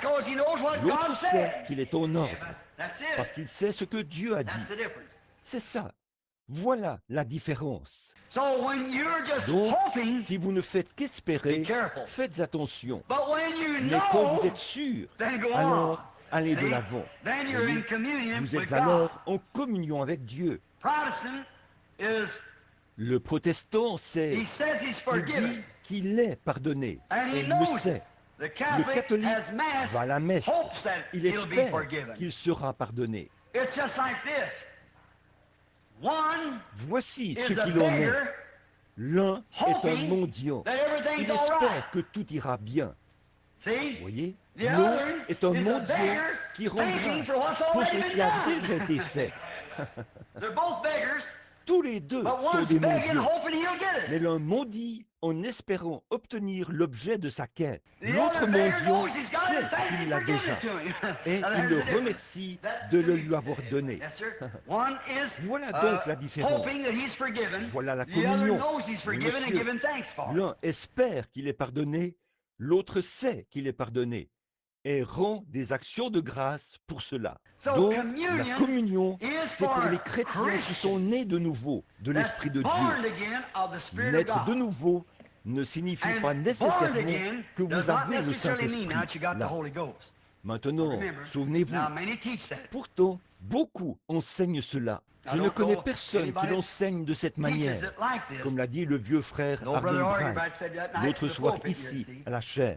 Voyez. Mais la nouvelle naissance n'est pas le baptême du Saint-Esprit. On ne peut pas prouver cela par l'Écriture. Je ne le pense pas, voyez, de mon point de vue. Voyez, je crois qu'on est de nouveau, et c'est la raison pour laquelle j'utilise le mot baptême au nom de Jésus-Christ, mais pas pour la régénération. Bon, l'Église pentecôtiste unie baptise au nom de Jésus-Christ pour la régénération. Je ne crois pas cela. Et ils peuvent le faire s'ils le veulent. Mais je crois que Pierre a dit, repentez-vous. Premièrement, l'eau ne pardonne pas les péchés. L'Église de Christ le prêche ainsi. Mais je crois que la repentance, une tristesse selon Dieu. Se repentir signifie faire demi-tour. Revenir. Vous avez manqué la cible. Recommencez à nouveau. Il faut faire cela premièrement. Et votre baptême d'eau n'est qu'une confession extérieure de quelque chose qui s'est produit à l'intérieur de vous. Vous avez accepté Christ comme votre sauveur. Je suppose qu'il n'y a que les membres de l'Église ici ce soir, pour autant que je sache. Je ne suis pas ici assez souvent pour savoir qui la fréquente ou pas. J'ai été un peu critiqué ici, il n'y a pas longtemps, pour avoir baptisé un homme ici dans le baptistère, un vieil homme. J'étais allé le voir. C'était un brave vieillard. J'ai eu le privilège de conduire toute sa famille à Christ. Ce sont tous des chrétiens. Ce vieil homme était un vieillard sympathique et je l'aimais bien. J'étais donc allé le voir et je lui avais dit, « Papa, pourquoi ne deviens-tu pas chrétien ?» Il m'aime bien. Il a dit, « Frère Branham, je deviendrai chrétien quand je serai une bonne personne. » J'ai dit, « Je vais te dire quoi faire, papa. Cherche jusqu'à ce que tu trouves là où tu seras assez bon, puis indique-moi ce lieu. J'aimerais y aller aussi. » J'ai dit, Christ n'est jamais venu sauver des hommes bons, il est venu sauver des hommes mauvais. Quand vous pensez que vous êtes bon, alors il n'est pas venu vous sauver. Il est venu sauver ceux qu'il considère comme mauvais. Voyez, Christ est mort pour sauver les pécheurs. Voyez, et j'ai dit, papa, regarde, voici ce qu'il en est. Il a dit, eh bien, je fume des cigarettes. J'ai dit, je ne vais même pas en parler. Il a dit, j'ai essayé d'arrêter cela, frère Branham. J'ai dit, très bien, nous n'allons pas parler de cigarettes. Il a dit, eh bien, quand je pourrai, j'ai dit, ne dis plus rien à ce sujet, laisse cela de côté. J'aimerais te poser une question. Il a dit, très bien, quelle est-elle? J'ai dit, crois-tu qu'il y a un Dieu? Il a dit, certainement, je le crois. Il a dit, je le crois aussi fermement que vous, je pense, frère Branham. J'ai dit, crois-tu que ce même Dieu a croisé sa lignée, qu'il était fait chair et qu'il a habité parmi nous en la personne de Jésus-Christ afin de sauver l'homme? Il a dit, oui, je le crois. et qu'il est mort pour sauver des pécheurs comme toi et comme moi. Voyez? Oui, je le crois. J'ai dit, maintenant, voici ce qu'il en est. Là, nous sommes tous dans un grand bâtiment. Nous sommes en prison. Et je ne peux pas me tenir dans ce coin-ci et dire, ceci m'aidera à sortir de prison. Ou me tenir dans ce coin-là et dire, cela m'aidera à sortir de prison. Nous sommes tous dans le même pétrin. Chaque homme qui est né dans ce monde est né dans le péché, enfanté dans l'iniquité, venu au monde en disant des mensonges. C'est un renégat au départ. Quelqu'un m'a posé une question l'autre jour. Il a dit, Frère Branham, est-ce qu'il y aurait une différence entre Adam et Ève et leurs enfants aujourd'hui, s'ils étaient tous nus et qu'ils marchaient dans... Est-ce que leur corps serait identique? J'ai répondu, non monsieur. Nous rentrions de la chasse aux écureuils, frère Fred, moi et un groupe d'autres personnes. J'ai répondu, non. Il ne serait pas identique. Il a dit, vous voulez dire qu'Ève ne serait pas une femme comme ses filles et qu'Adam ne serait pas un homme comme ses fils? J'ai dit, à bien des égards, mais pas sur tous les plans physiques. Il a dit, quelle serait la différence? J'ai dit, ils n'auraient pas de nombril. Ils ont été créés. C'est vrai, ils n'étaient attachés à rien. Tant que cela se trouve sur tout ce qui naît dans ce monde, cela montre que c'est un renégat au départ. C'est vrai. J'ai dit, bien sûr, il y a une différence. Ils n'auraient pas de nombril. Ils n'étaient attachés à aucune femme. Vous voyez, c'est Dieu qui les avait créés. Alors j'ai dit, j'aimerais dire quelque chose. De tous ceux qui sont de cette prison, qui est saint? Qui est celui qui n'est pas né par le sexe? Qui est celui qui peut aider l'autre, peu importe qui il est? Nous sommes tous dans la même prison, mais Dieu est devenu l'une de ses créations. Il est venu en contournant le sexe, par le sang sacré qu'il a lui-même créé. Et c'est par ce sang qu'il nous a rachetés. J'ai dit, crois-tu cela, papa? Il a dit, je le crois. J'ai dit, Christ est mort pour les hommes mauvais comme toi. Maintenant, il n'y a qu'une façon d'y arriver. Il n'y a rien que tu puisses faire. Il t'offre cela. Tu ne peux pas le mériter. Tu ne peux rien faire pour avoir cela. Il te le donne, c'est tout. Veux-tu accepter ce qu'il a fait pour toi, pour éviter l'enfer? Il a dit, je l'accepte. Il a dit, si seulement je pouvais me débarrasser de ces cigarettes. J'ai dit, les cigarettes, ça va s'arranger tout seul. Tu n'as qu'à, je ne te demande pas, je ne suis pas légaliste. Je crois en la grâce. Et tous ceux que le Père m'a donnés viendront à moi. J'ai dit, si tu crois cela de tout ton cœur, il a répondu, je le crois de tout mon cœur. Alors, l'accepteras-tu sur cette base que tu n'en es pas digne, mais que c'est lui qui est digne? Ne regarde pas à toi-même, regarde-le, lui, parce que tu ne peux rien faire pour toi-même. Regarde celui qui a fait quelque chose pour toi. Qu'en est-il de lui? Oh, a-t-il dit, il est digne. J'ai dit, c'est ça, accepte donc ce qu'il te donne. Il a dit, je l'accepte. Et je l'ai baptisé au nom de Jésus-Christ. Et il est sorti d'ici et a allumé une cigarette. Il y a quelques semaines, je suis allé chez lui. Une nuit, j'ai eu une vision d'un arbre toujours vert qui avait été coupé et renversé. J'ai vu des planches clouées dessus. Juste à côté de la dernière planche, il y avait une planche remarquable. Et en dessous de cette planche, juste vers son bout, qui se terminait comme ceci, l'arbre s'était brisé juste à cet endroit-là. Et une voix a dit, ça aurait dû être toi, ou plutôt, ça aurait pu être toi. Et Papa Cox est tombé. Il s'est brisé le dos, ici. Puis, le lendemain matin, on lui a apporté ses cigarettes pendant qu'il était au lit. Et l'envie l'avait quitté. Il y a des semaines de ça. Il n'en a pas goûté une seule. Il n'en veut même plus, ni rien. Vous voyez, je l'ai vu il y a quelque temps. lui dont les mains étaient toutes brunes il y a quelques semaines, à cause de la cigarette. Maintenant, il ne supporte même pas qu'il y en ait une près de lui. Commencez par le commencement. N'essayez pas de devenir bon. Vous êtes mauvais au départ et vous n'y pouvez rien. Il y a une ligne de séparation et tous les êtres humains sont de ce côté-là. Bon, quand je suis né dans ce monde, c'est par les liens sacrés du mariage entre mon père et ma mère. Elle avait dans son utérus un ovule et mon père avait dans ses glandes une cellule sanguine. Ma vie provient de cette cellule sanguine, pas de l'ovule de ma mère, mais de la cellule sanguine de mon père.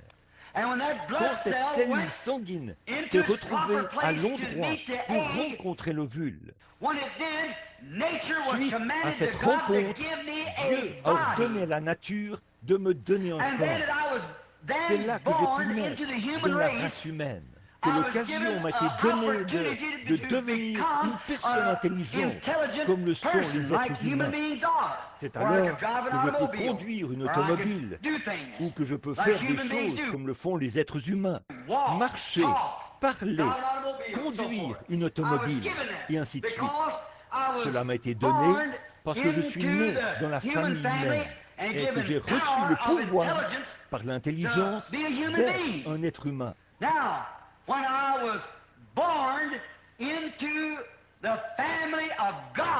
Maintenant, quand je suis né dans la famille de Dieu, je suis venu par le sang. Le sang m'a donné la vie. Après que je suis devenu vivant en Christ, il m'a baptisé du Saint-Esprit et de puissance pour devenir un fils de Dieu. Maintenant, tout comme je peux marcher et parler comme un être humain, conduire ma voiture comme un être humain, quand je reçois le Saint-Esprit, je reçois le pouvoir de chasser les démons, de parler de nouvelles langues, de prêcher l'évangile, de guérir les malades. Je suis baptisé. Je ne suis pas né, mais baptisé. Ils étaient là, dans la chambre haute. Prions tous en son nom. Ils furent baptisés du Saint-Esprit et revêtus de puissance. Amen. Vous croyez jusqu'à recevoir la vie éternelle et vous naissez de nouveau par votre foi. Jésus a dit dans Jean 5, 24, « Celui qui écoute mes paroles et qui croit à celui qui m'a envoyé a la vie éternelle. » Il n'a que la vie éternelle, pas le Saint-Esprit. Il est né dans la famille de Dieu. Lui, il est baptisé du Saint-Esprit. Il reçoit la puissance de l'intelligence de la foi pour croire l'évangile, mettre cela en action et faire en sorte que cela œuvre comme il faut. Amen. C'est là qu'il agit comme un fils de Dieu. C'est là qu'il peut chasser les démons. Jésus a dit, « Voici les signes qui les accompagneront. » Voyez, en mon nom, ils chasseront les démons, ils parleront de nouvelles langues, ils saisiront des serpents, ils boiront des breuvages mortels. Voyez-vous, il reçoit du Saint-Esprit la puissance pour accomplir ces choses.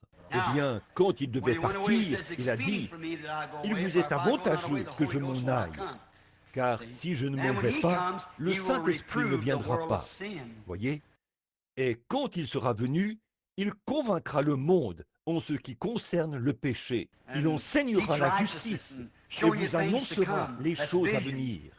Ce sont des visions. Il prendra ce que je vous ai enseigné et vous le révélera. Les paroles mêmes pour lesquelles il est venu, personne ne peut comprendre la parole sans avoir reçu le baptême du Saint-Esprit. Et quand quelqu'un prétend avoir le baptême du Saint-Esprit et qu'il conteste la vérité de la parole, il y a quelque chose qui cloche. Paul était un critique du Nouveau Testament.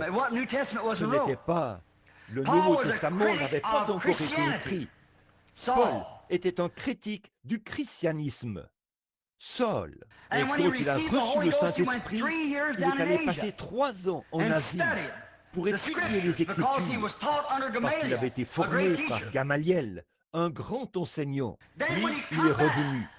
14 ans plus tard, il est allé rencontrer Pierre à Jérusalem et il a constaté que leur évangile était le même, mot pour mot. Le même Dieu qui avait amené Pierre à prêcher le jour de la Pentecôte, à dire aux gens qu'ils devaient se repentir, être baptisés au nom de Jésus-Christ. Ce même Saint-Esprit l'a aussi révélé à Paul. Et il leur a parlé dans Acte 19, après qu'ils avaient été baptisés une fois par Jean. Il leur a dit, vous devez vous faire rebaptiser au nom de Jésus-Christ. Voyez? Vous voyez, le Saint-Esprit s'en tient strictement aux Écritures. Sa foi en cela déverrouille chaque mystère. Amen. La Bible dit dans 1 Jean 5, 7, il y en a trois qui rendent témoignage dans le ciel. Le Père, la Parole, qui était le Christ, et le Saint-Esprit. Ces trois-là sont un. Il y en a aussi trois qui rendent témoignage sur la terre. L'eau, le sang, l'esprit. Ces trois-là ne sont pas un, mais ils sont d'accord. Vous ne pouvez pas avoir le Père sans avoir le Fils. Vous ne pouvez pas avoir le Fils sans avoir le Saint-Esprit. Ils sont un. Mais vous pouvez être justifié sans être sanctifié. Et vous pouvez être sanctifié sans avoir le Saint-Esprit. La sanctification se fait par le sang. Et c'est par le sang que vient la vie. Voyez? Et le Saint-Esprit, c'est la puissance de Dieu. Voyez? La puissance donnée à l'Église. Vous recevrez quoi? Une puissance. Acte 1:8. Le Saint-Esprit survenant sur vous, vous recevrez une puissance. Non pas, vous naîtrez de nouveau. Vous recevrez une puissance. Le Saint-Esprit survenant sur vous. Alors vous serez mes témoins à Jérusalem, dans la Judée, en Samarie et jusqu'aux extrémités de la terre. Voyez? Vous recevez la puissance après avoir reçu le Saint-Esprit. Mais oui, effectivement, il faut d'abord recevoir le Saint-Esprit, car c'est la puissance de Dieu, voyez-vous. C'est ce qui permet de manifester et de démontrer. Vous êtes, comme en tant qu'humain, on a appris à parler, à marcher et à faire les choses qu'un humain fait. Quand on est baptisé du Saint-Esprit, on reçoit la puissance d'agir comme des fils et des filles de Dieu. Il n'est pas étonnant que les gens agissent et fassent comme ils le font aujourd'hui. C'est parce qu'ils n'ont jamais été remplis du Saint-Esprit. S'ils l'avaient été, ils agiraient autrement. Ils prétendent l'avoir été. Mais Jésus a dit, c'est à leurs fruits que vous les reconnaîtrez. Alors, comment peut-on le faire? Voyez-vous, tout est sens dessus-dessous. Voyez-vous? Mais revenons-en au fait. Maintenant, si vous marchez droit et prétendez être un chrétien, nous vous invitons ce soir à la table du Seigneur. Il ne fait aucun doute qu'aujourd'hui, la communion a été prise dans tout le pays, certains d'une certaine manière et d'autres d'une autre. Mais je pense que la meilleure façon de le faire, c'est de suivre les Écritures, de faire exactement comme on le faisait dans les Écritures. Je pense que ce serait suffisant. As-tu ta Bible, frère Neville? Frère Neville va maintenant lire les Écritures. In the 11th chapter of 1 Corinthians, beginning at the 23rd verse. For I have received of the Lord Car that j'ai which reçu du also I Seigneur delivered ce que unto je vous ai enseigné, that the Lord c'est que le Jesus, Seigneur the same Jésus, night in de la which he nuit was où il fut betrayed, livré, took bread. prit du pain, And et, when he had given après avoir thanks, he rendu brake it grâce, and le said, rompit Take, et dit, eat, this is ceci my body est mon which is corps, broken for you. qui est rompu pour vous. This do in Faites remembrance ceci of me. en mémoire de moi. After De the même, same manner après avoir also he soupé, took the cup il when prit he la had coupe supped, et dit, saying, cette This coupe cup is est la the New nouvelle Testament in alliance my en mon blood. sang. Faites This do ceci ye as en oft as you mémoire de drink it moi, in remembrance toutes of les me. fois que vous en boirez. For Car as toutes often les as ye fois eat que this vous bread and mangez ce drink this pain cup, et que vous ye do buvez shew the cette Lord's coupe, death till he come. vous annoncez la mort du Seigneur jusqu'à ce qu'il vienne. Wherefore, C'est pourquoi whosoever shall celui eat qui this mangera bread le pain and ou drink boira this la cup coupe of du the Lord Seigneur unworthily indignement shall sera be guilty of coupable the body envers le and corps blood of the et le Lord. sang du Seigneur. But let a man Que chacun examine donc himself, s'éprouve and soi-même, so let him et eat of that qu'ainsi bread il mange du and pain drink of that et cup. boive de la coupe. For he that eateth and Car drinketh celui qui unworthily mange et boit eateth sans and discerner drinketh le corps du damnation to Seigneur himself, mange et boit un jugement contre lui-même. C'est pour cela qu'il y a parmi vous beaucoup d'infirmes et de malades, et qu'un grand nombre sont morts. Si nous nous jugions nous-mêmes, nous ne serions pas jugés. Mais quand nous sommes jugés, nous sommes châtiés par le Seigneur, afin que nous ne soyons pas condamnés avec le monde. C'est toujours une chose très sainte, une chose très sacrée. Je pense que nous devrions maintenant courber la tête et prier en silence. Vous priez pour moi et je prie pour vous. Prions les uns pour les autres, afin que Dieu soit miséricordieux envers nous, créatures indignes.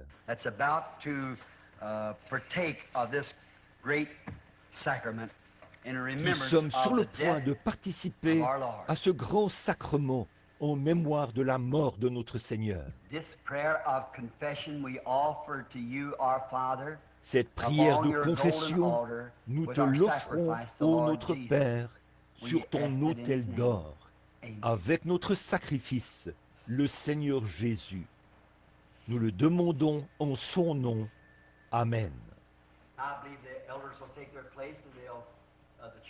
Maintenant, je crois que les anciens vont regagner leur poste, et ceux de l'Église, et ils feront avancer les gens au fur et à mesure, rangée par rangée, pour la communion. Ayez toujours à l'esprit ce cantique. Agneau mourant, ton précieux sang ne perdra point sa puissance, jusqu'au jour où l'Église rachetée se tiendra à tes côtés. Courbons la tête, ô notre bienveillant et saint Père, Jéhovah, le grand Tout-Puissant, envoie tes bénédictions sur ton peuple alors que nous attendons. Pardonne nos péchés. Nous t'offrons maintenant ce sacrement, ce vin, ce raisin qui a été cultivé et que les mains des ministres ont écrasé. Cela a été transformé en vin pour servir à ce pourquoi nous te l'apportons maintenant, pour représenter pour nous le sang de notre Seigneur Jésus-Christ.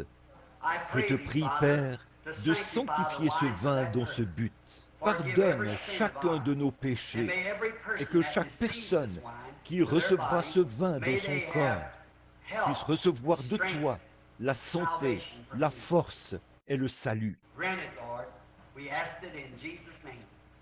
Accorde-le, Seigneur. Nous te le demandons au nom de Jésus. Amen. La Bible dit que quand il a rompu le pain et qu'il l'a béni, il a dit « Prenez et mangez, ceci est mon corps qui est rompu pour vous. Faites ceci en mémoire de moi. » Quand nous prenons ces petits morceaux de pain cachère, fait sans levain, ce pain qui est fait par des chrétiens, c'est fait ainsi parce que cela représente le corps de Christ.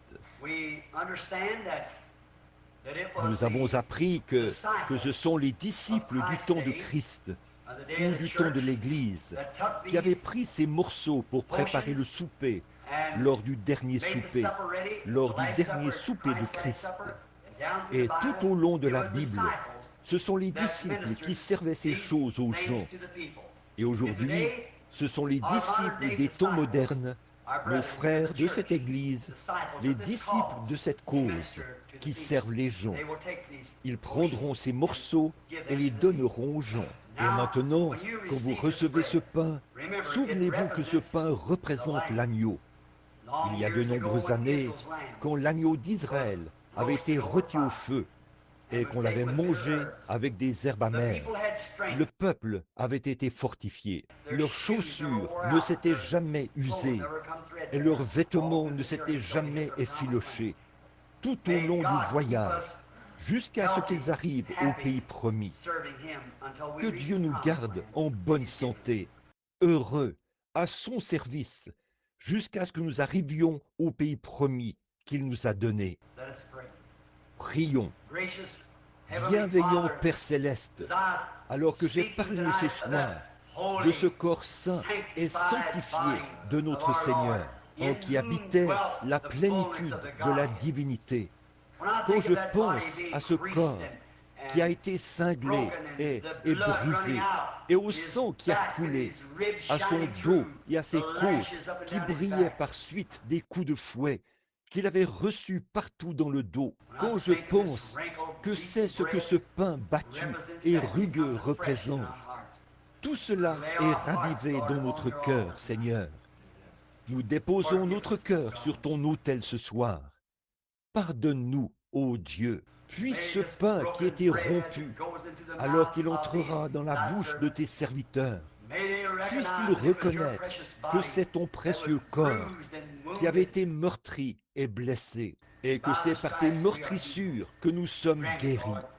Accorde-le, Seigneur. Sanctifie ce pain cachère, afin qu'il serve son but. Nous le demandons au nom de Jésus. Amen. Attendez un instant. It is not closed communion. Every Christian believer is welcome to the table of the Lord to have this fellowship with us.